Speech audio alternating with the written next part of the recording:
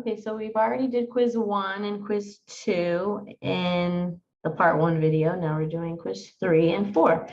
And then the unit test is, of course, a review of the unit. So when you're doing these quizzes, they're basically a summary of all the individual quizzes that come before it. Problems are very similar, just of course different. The numbers may change or the word problem may change, but overall the concept's still the same. Okay, so the double number line shows the ratio of cups to gallons. There's 64 cups in 4 gallons. So if you divided 64 gallons by 4 cups, that would get you the number per gallon. So a lot of times for these questions, you want to find how many per gallon or per liter or per dollar, whatever the case may be. And then that makes it so much easier. So if there's 16 cups in 1 gallon, then you can just do 16 times 3, which is 48. That means there are 48 and 3.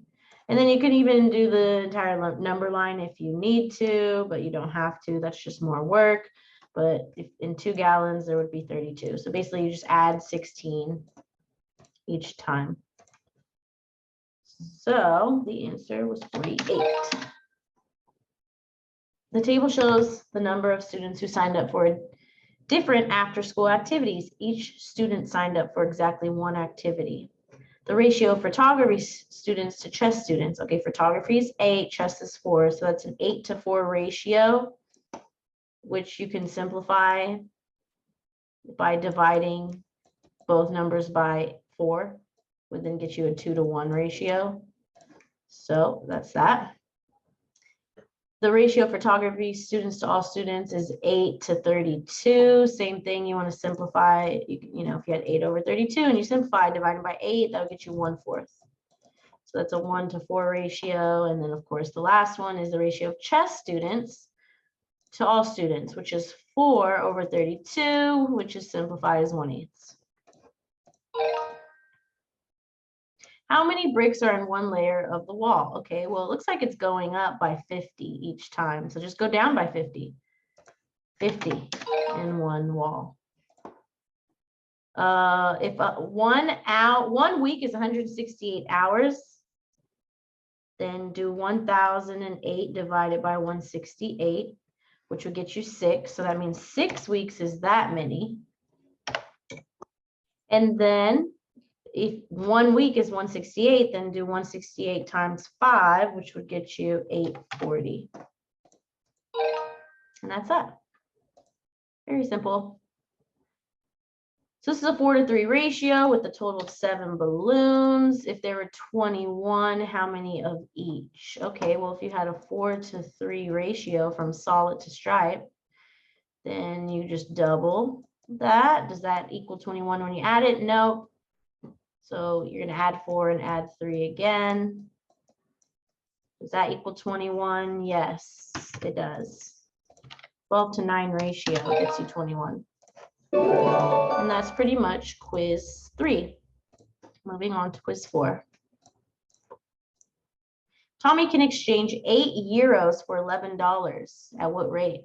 At this rate, how many dollars can he get with 12 euros? So if he can get 8 for 11 euros, you want to see how many he can get per dollar. So 8 divided by 11, or 11 divided by 8, that would be about 1 euro for $1.375. So if each euro is 1.375, multiply that by 12, and that would get you 16.50. You can also do it the way Khan Academy does. Sometimes there's multiple ways you can do these, but that's just how I would do it. So we did 11 divided by 8, and we got that. So actually they did it pretty similar, but they did it with the table. So you want to find out how much per euro. And that way it makes it way easier to do that way. Which employee had the highest earnings per hour? Well, you want to see how many per hour. So dollars divided by hours. This would get you $12 an hour. This would get you $10.50 an hour. And this would get you 13 an hour. So which employee had the highest? Employee C did. So find the rate per hour. How much money did they make per hour? If you want to do that, you do dollars over hours, because that's how many dollars per hour. Mark can make 42 cakes in 7 days. How many can he make in 5? Well, 42 divided by 7 is 6. So he can do 6 cakes in 1 day. So 6 times 5 is 30. He can do 30 cakes in 5 days. Very simple. A baseball team has 3 different pitchers. Randy allowed 2 runs and Randy allowed 2 runs and pitched 3 innings. Flex allowed 4 runs and pitched 5 innings. Johan allowed 5 runs and pitched 7. Which pitcher had the lowest number of runs per inning? Runs per inning. So runs divided by innings. For the first person, that would get you 2/3, which is about 0.67. You can use your calculator, of course, for this entire unit. For the other one, that would be 4/5, which is 0.8. 5/7, which is 0.71. So Felix is the other one, or maybe I did it backwards. Runs per inning. Hold on. 3/2 is 1.5. 5/4. 7/5.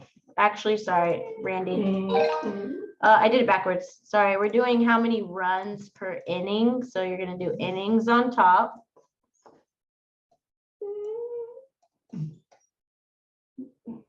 Sorry, I should have put innings. Innings on top over runs. And that would get you that. Okay, next one. At the market, 8 batteries cost $10. So if 8 batteries cost $10, you want to see how much each battery is. So you're going to do batteries on the bottom. 10 divided by 8 gets me $1.25 per battery. So you can even multiply that by 8, you get right back to 10. So if each battery is $1.25, that means that 6 batteries is $7.50.